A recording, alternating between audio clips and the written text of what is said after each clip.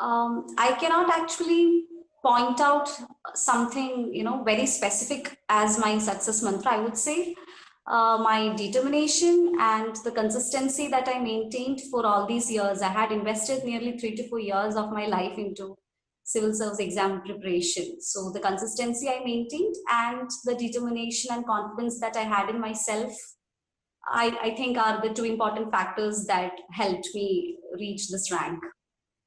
And why and how you took the decision to go for the UPSC Civil Services examination and become a civil servant? Okay. So, in fact, this was the first question I was asked for my actual interview also. That why did I decide to become a civil servant? So, I would say it was a culmination of different factors. First of all, as a school student, I was very interested in social sciences. So, history, civics, politics, geography, all these used to be my favorite subjects. But for certain other reasons, after 10th standard, I took science stream and continued the same way.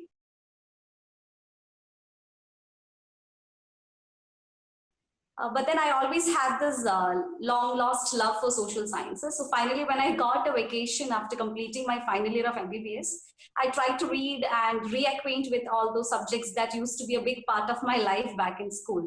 So during that quest of reacquainting with those subjects was the time when I thought that maybe I should learn these again and use these subjects in a better platform. So then, with a lot of research came this idea of preparing for civil services.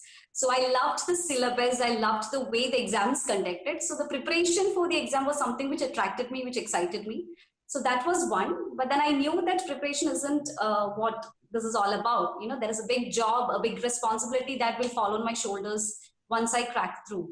So I kind of researched about the job also. And by then, people who had done engineering with me, most of them had already passed out of college 2 years prior to me passing out of my medical school. And some of them were even trying to crack this exam. So I asked them about it. Through them, I contacted through seniors who had already got through the exam and are in the service right now. So after talking to all these people, I felt maybe it's time I shift gears from my science stream to civil service. So that's how civil service as a career option came in front of me. And ever since I started preparing, there was never looking back.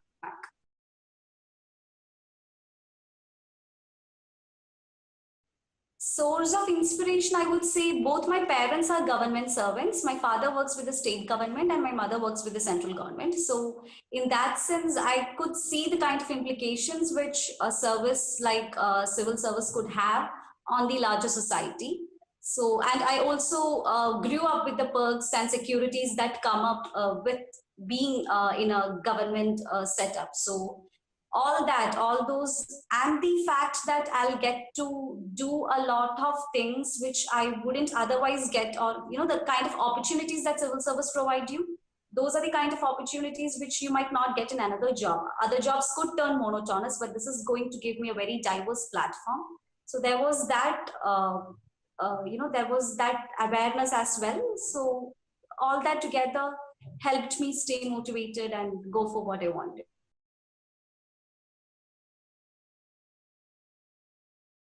Okay, my schooling was mostly from Kendriya Vidyalayas, and for 1.5 years I studied in Jawahar Navodaya Vidyalaya. Otherwise, my entire schooling was in Kendriya Vidyalaya. So being in a central government school itself, you get to interact with a lot of people whose parents are in the government services. And in Jawahar Navodaya Vidyalaya also, you get to interact with the district collector in more than one occasion. So all that did have a bearing on me. But back then, civil services wasn't something I wanted to venture into. So after completing my school, I wasn't always the best in the class or something. I used to get good marks. I was never the top person to come in the class academically. No. Once in a while I used to come. Otherwise, it was never the case. So after completing my 12th standard, my sister and most of the cousins in my family, they all had taken up medical science as their graduation, for their graduation. So that was the lead for me to follow the same path. So after completing school, through entrance examinations, I got into Sri Gokula Medical College and Foundation, Research Foundation based in Trivandrum in Kerala. And then I did my graduation in MBBS from there. So college life was also a very enjoyable ride because I got exposed to a lot of different things, a lot of different teachers and students from various backgrounds back in college. So my college and school life was very colorful, I would say, to put it in a single word.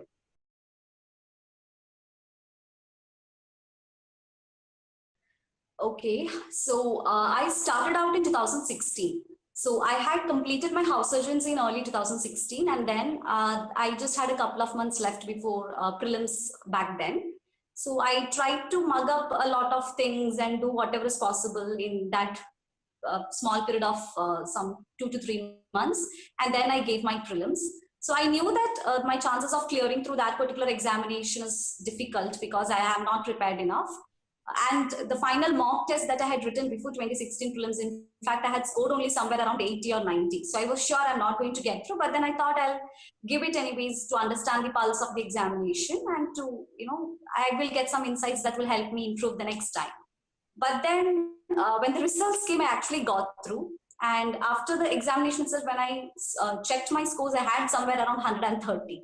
So that was very shocking for me because I used to score only 80 and 90 in the mock test. And then all of a sudden I had 130 in the final exam. So that's when it hit me that I have to write mains now and I have prepared nothing.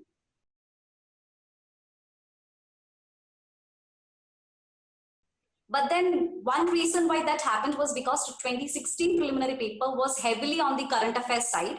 Then in 2017 and in 2018, I did my level best. I studied as much as possible in a very hard way as well as in a smart way. I did everything that I could do in my capacity, and I gave my preliminary examination in 2017.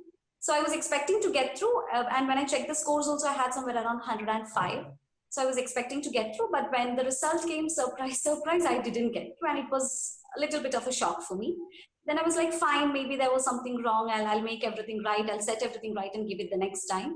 And then again, I gave prelims in 2018, and again, I had somewhere between 95 to 100, which back then was considered to be good enough for clearing the 2018 prelims, given the level of difficulty it had. But then again, I didn't clear 2018 prelims. So by then, I was very, I wouldn't say I was shocked. I became numb and I was like, what is happening? One prelims I gave without any preparation, I cleared that. Two prelims I've been giving with ample amount of preparation and I'm not clearing those. So I didn't know what was happening. But then I was not in a condition where I would give up just because of that. So I thought, I'll try my level best and give it again. So I wasn't completely preparing for prelims in that entire gap. I prepared for mains thoroughly, and then 2 to 3 months before 2019 prelims, I started preparing for preliminary examination again.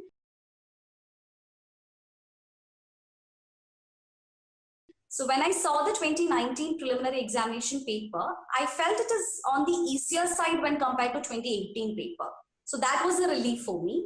And my preparation this time for 2019, what I tried to do is I limited my sources. I revised those limited sources many number of times. I limited the number of current affairs material that I go through. I limited it very much. And I also made it a point to religiously read newspapers 6 months before prelims. That is right from September 2018, I had religiously read newspapers and made my own current affairs notes. So finally, when these compilations came out, most of the current affairs and these compilations were already covered by me myself during those newspaper reading sessions. So things were more on the easier side for me as far as current affairs was concerned. And static subjects, I just revised everything as much as possible. I limited my resources and I invested more time into revision. And I did few question papers. I didn't go for subject-wise tests this time. I did more a full test towards the last 2 months of prelims, last 2 months before prelims. And I think that might have brought about a change, but I do believe there was a luck factor too that helped me clear it this time. And probably the luck factor didn't favor me the previous times. In 2017, I missed the cutoff by somewhere around 1 to 2 marks. In 2018 also, I missed the cutoff by somewhere around 1 mark. And in 2019, I had 120 or so. So I was sure I'm going to clear prelims this time.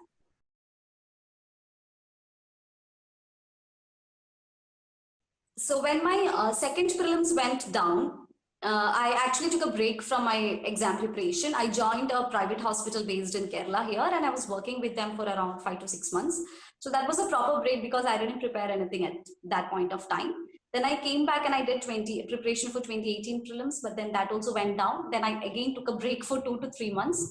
And then around September 2018 was the time when I actually started my preparation for the 2019 exams. So right from September, I would say I started preparing for mains. I started focusing on mains aspect of the exam more.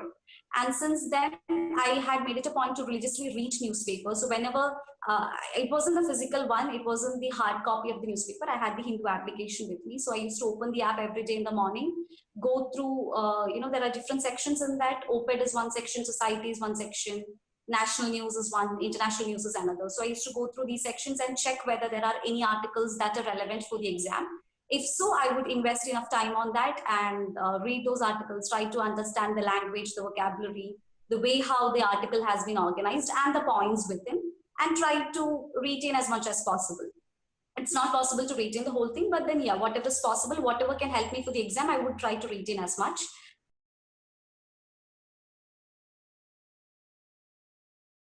I really liked polity as a subject.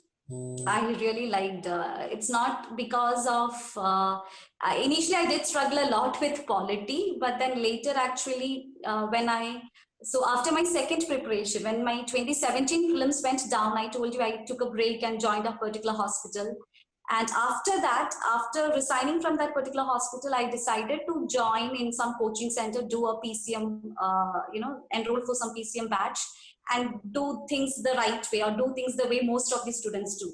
So that's when actually I joined for the PCM batch in December 2017. So after joining that particular institute, my polity sir there, the way he taught polity is the reason why polity still continues to be my favorite subject. Before that, when polity was all about me and Lakshmikant alone, I never liked polity. But after joining for those classes, after understanding the subject properly, ever since polity has been one of my favorite subjects and I think one of my strong areas too.